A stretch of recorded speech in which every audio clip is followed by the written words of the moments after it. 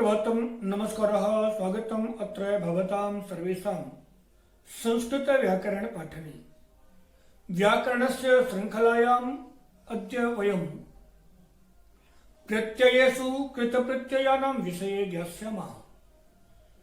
तो आप सभी का एक बार पुनः संस्कृत व्याकरण की कक्षा में स्वागत है। पिछली कक्षा में हम लोगों ने प्रत्यय को लेकर के चर्चा किया था, जिसमें हमने प्रत्यय की परिभाषा जाना था और प्रत्यय के प्रकार जाने थे कि प्रत्यय 5 प्रकार के होते हैं। अब उन 5 प्रकार के प्रत्ययों में से हम कृत प्रत्यय में प्रवेश करते हैं। कृत प्रत्यय हमने पिछले वीडियो में बताया था कि वे प्रत्यय जिनका प्रयोग केवल क्रियाओं के साथ होता है वे कृत प्रत्यय होते हैं।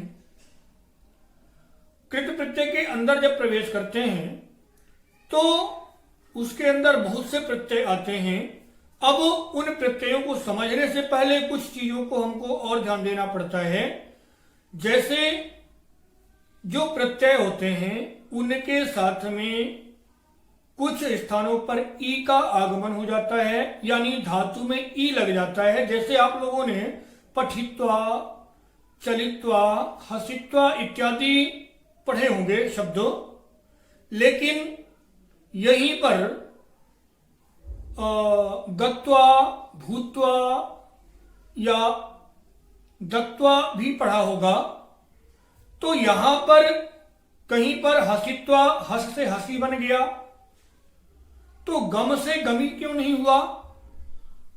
यह प्रश्न मन में स्वाभाविक सी बात है, उठना चाहिए और कई छात्रों के मन में उठता भी होगा। तो हमें इसका निर्णय कैसे करना है कि यहां पर ई कहां लगेगा, कहां नहीं लगेगा, इस बारे में 2 चीजों को ध्यान में रखना है। कुछ प्रत्यय होते हैं जिनके साथ में ई का आगमन होता है। जो प्रत्यय ई का आगमन लेकर आते हैं, यानी ई को लेकर आते हैं, उन प्रत्ययों को हम सेट प्रत्यय कहते हैं। सा इट, सा माने साथ, इट माने ई। तो ई के आगमन के कारण उनको सेट कहा जाता है। और कुछ प्रत्यय ऐसे हैं जिनके साथ में ई का आगमन नहीं होता। तो जिन प्रत्ययों के साथ में ई का आगमन नहीं होता उन प्रत्ययों को हम अनिट प्रत्यय कहते हैं। अब सेट प्रत्यय जो हैं उनके साथ में क्या सभी में ई का आएगा, या अनिट प्रत्यय हैं क्या उनमें किसी में ई नहीं आएगा? इसका निर्णय कैसे करना है? तो कुछ चीजों को हमको ध्यान देने की आवश्यकता है कि सेट जैसे प्रत्यय होते हैं सेट और अनिट, वैसे ही कुछ धातुएं भी होती हैं जो सेट धातुएं होती हैं, और कुछ धातुएं ऐसी हैं जो अनिट धातुएं हैं।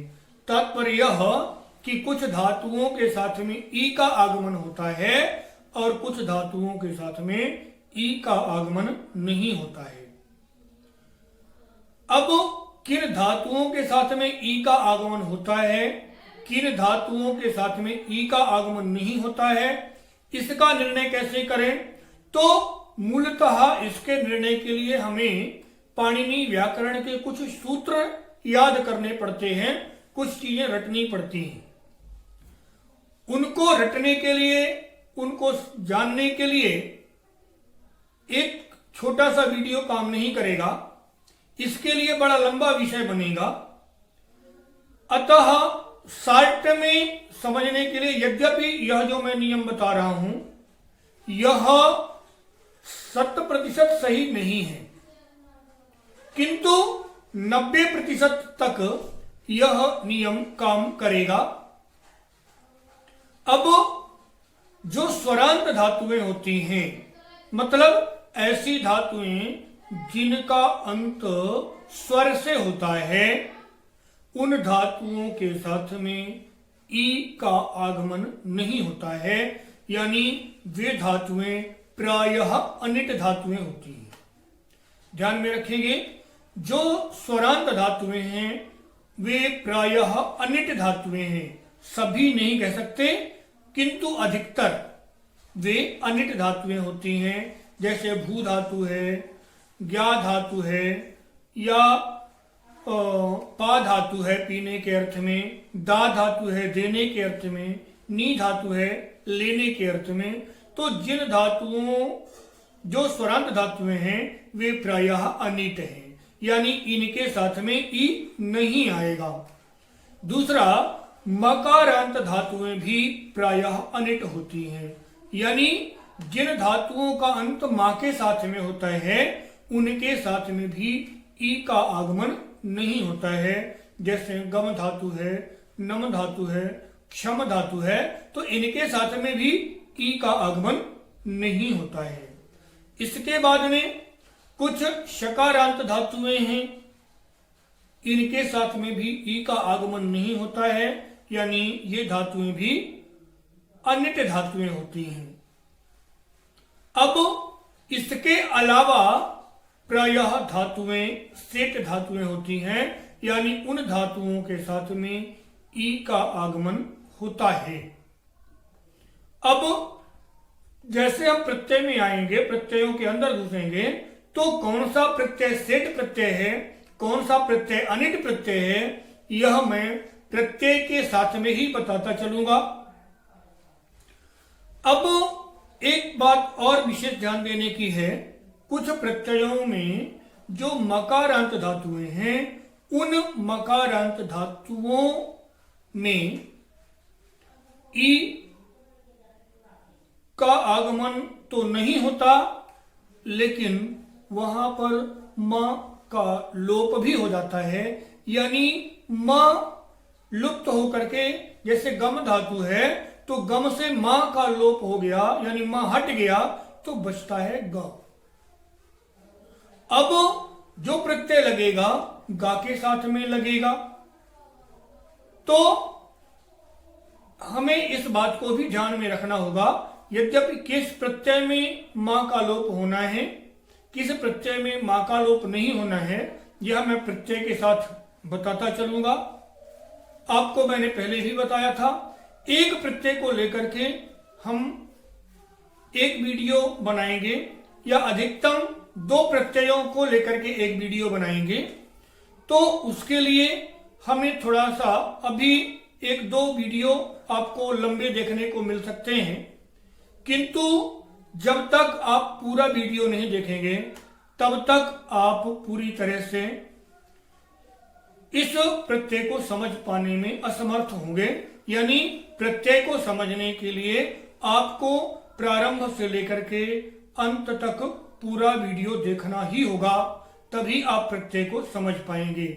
इसके बाद भी यदि आपके समझ में कोई चीज नहीं आती है तो आप कमेंट बॉक्स में जाकर के और वहां से कमेंट करके पूछ सकते हैं। मैं प्रयास करूंगा आपको आपकी शंका का समाधान करने के लिए। किस प्रकार से उस शंका का समाधान हो, किस प्रकार से समस्या का निवारण हो, इस बारे में हम आपको कमेंट बॉक्स में ही वापस उत्तर देंगे। तो आते हैं सबसे पहले पूर्वकालिक प्रत्यय यानी त्वा प्रत्यय और ल्यप प्रत्यय की ओर। तो जैसे पूर्वकालिक प्रत्यय की बात कर रहा हूं मैं, पूर्वकालिक प्रत्यय में नाम से ही स्पष्ट हो जाता है पूर्वकालिक। पूर्व यानी पहले का, काल कालिक यानी पहले के काल का बोध कराने वाले जो प्रत्यय हैं वे पूर्वकालिक प्रत्यय हैं। अब पहले के काल का बोध कराने से क्या मतलब है, तो एक ही कर्ता जब एक से अधिक क्रियाएं करता है तो स्वाभाविक सी बात है कि एक क्रिया पहले होगी और दूसरी क्रिया उस पहले वाली क्रिया के थोड़ा सा बाद होगी। तो जो क्रिया पहले हुई है उस क्रिया का निर्देश करने वाला पूर्वकालिक प्रत्यय होगा। जो क्रिया बाद में हुई है उस क्रिया का जब कभी हमको निर्देश करना होगा तो उसके लिए परकालिक प्रत्यय का प्रयोग करेंगे। तो सबसे पहले हम पूर्वकालिक प्रत्यय की बात करते हैं। पूर्वकालिक प्रत्यय में दो प्रत्यय हैं। पहला है त्वा प्रत्यय और दूसरा है ल्यप प्रत्यय। तो सबसे पहले हम बात करते हैं त्वा प्रत्यय को लेकर के। त्वा प्रत्यय में पहली बात तो यह कि त्वा प्रत्यय सेट प्रत्यय है, मतलब त्वा प्रत्यय के प्रयोग के समय ई का आगमन होता है। मैंने पहले ही बताया कि जो स्वरांत धातुएं हैं वे अनिट धातुएं होती हैं अधिकतर, तो यानी स्वरांत धातुओं में ई का आगमन नहीं होगा। दूसरा, जो मकारांत धातुएं हैं वह भी अनिट धातुएं हैं, इसलिए मकारांत धातुओं में भी ई का आगमन नहीं होगा। इसके अलावा त्वा प्रत्यय के प्रयोग के समय में म का लोप हो जाएगा और बाद में हमको त्वा प्रत्यय का प्रयोग करना होगा। अब त्वा प्रत्यय को और अच्छे से समझने के लिए हम लोग चलते हैं स्क्रीन की तरफ और त्वा प्रत्यय को समझते हैं। ल्यप प्रत्यय के लिए हम अलग से दूसरा वीडियो बनाएंगे, क्योंकि अभी त्वा प्रत्यय में ही बहुत सी चीजें हैं, थोड़ा सा वीडियो लंबा हो जाएगा। इसलिए हम पहले त्वा प्रत्यय को सही तरीके से समझें। एक दो प्रत्यय में हमको थोड़ा सा कठिनाई आ सकती है, उसके लिए थोड़ा सा बड़े वीडियो हो सकते हैं, लेकिन जैसे ही हमारे अभ्यास में आ जाएगा कि कौन सी अनिट और सेट कहाँ है, तो वैसे ही हमारे वीडियो थोड़ा सा छोटे हो जाएंगे। अब आते हैं स्क्रीन की तरफ और बात करते हैं त्वा प्रत्यय को लेकर के। त्वा प्रत्यय बात करते हैं तो अयम प्रत्ययः सेट प्रत्ययः अस्ति, अर्थात यह प्रत्यय सेट प्रत्यय है। सेट प्रत्यय में पहले ही बताया कि इनके साथ में ई का आगमन होता है। प्रयोग समये त्वा स्थाने त्वा भवति, यानी प्रयोग के समय में त्वा के स्थान पर का हट जाता है, केवल त्वा शेष रह जाता है। अब क्योंकि प्रत्यय सेट प्रत्यय है इसलिए ई आ जाएगा धातु में। तो जैसे माने जैसे पठ धातु है और त्वा प्रत्यय है, तो पठ को सेट होने के कारण पठ को बनाएंगे पठी और फिर इसके बाद में त्वा प्रत्यय लगेगा, तो हमारा जो पद बना वह बना पठित्वा।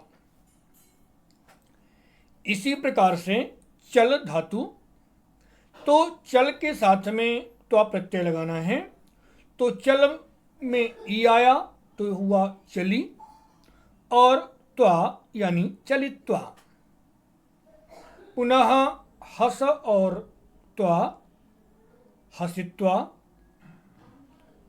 तो इस प्रकार से और भी धातुओं का प्रयोग करके हम प्रत्यय के साथ में अपने अनुरूप अपने आवश्यकता के अनुसार यहाँ पदों का निर्माण हम स्वयं कर सकते हैं। आगे कहता है प्रायः स्वरांत धातवः अनिट सन्ति। मैंने पहले ही बताया है कि जो स्वरांत धातुएं होती हैं वे प्रायः अनिट होती हैं, यानी उनके साथ में ई का आगमन नहीं होता। तो दा धातु है, त्वा प्रत्यय है। अब दा धातु में ई नहीं आएगा तो दा ही रह गया और त्वा का हट गया, त्वा बचा। तो इस प्रकार से जो पद बना वह बना दत्वा। पुनः भू धातु त्वा प्रत्यय, भू और त्वा भूत्वा। इसी प्रकार से श्रु और त्वा श्रुत्वा। नी और त्वा, नीत्वा। पुनः इसमें मैंने पहले भी बताया था कि मकारांत धातुएं जो होती हैं, माने ऐसी धातुएं जिनका अंत माँ के साथ में होता है, उनमें भी ई का आगमन नहीं होता है। तो ये भी अनिट धातुएं हैं, लेकिन यहाँ पर विशेष बात यह है कि मकारांत धातु नाम मकारस्य लोपः भवति, यानी मकारांत धातुओं के म का लोप हो जाता है। तो गम धातु और त्वा प्रत्यय, गम से माँ का लोप हुआ तो केवल बचा ग, और त्वा प्रत्यय से का लोप हुआ तो बचा त्वा। इस प्रकार से जो हमारा पद बना गत्वा। इसी प्रकार से क्षम धातु से माँ का लोप हुआ बचा क्ष, और त्वा से का लोप हुआ बचा त्वा, तो पद बना क्षत, है ना, क्षत्वा। इसी प्रकार से नम धातु नत्वा। तो इस प्रकार से हम आवश्यकता अनुरूप धातु और प्रत्यय का प्रयोग करके अपने अनुसार पदों का निर्माण कर सकते हैं। अब बात आती है इन प्रत्ययों से युक्त पदों का प्रयोग किस प्रकार से करना है, हम इनका प्रयोग कैसे जानें। तो प्रयोग के लिए थोड़ा सा आगे दूसरी स्लाइड की तरफ देखते हैं। तो पहली बात यह कि त्वा प्रत्यय जहां प्रयोग होगा उसमें इस प्रत्यय से युक्त जो पद होंगे वह कर के अर्थ देंगे। यानी जैसे गम धातु के साथ में त्वा प्रत्यय लगा, गम माने जाना, तो गत्वा का अर्थ हुआ जा करके। इसी प्रकार से पठ और त्वा पठित्वा माने पढ़ करके। क्रि और त्वा कृत्वा करके। नम और त्वा, नम माने प्रणाम करना, तो नत्वा। अब इनका वाक्य में प्रयोग करना है। लड़का मंदिर जाकर पूजा करता है, तो बालकः मंदिरं गत्वा पूजां करोति। बालकः मंदिरं गत्वा पूजां करोति।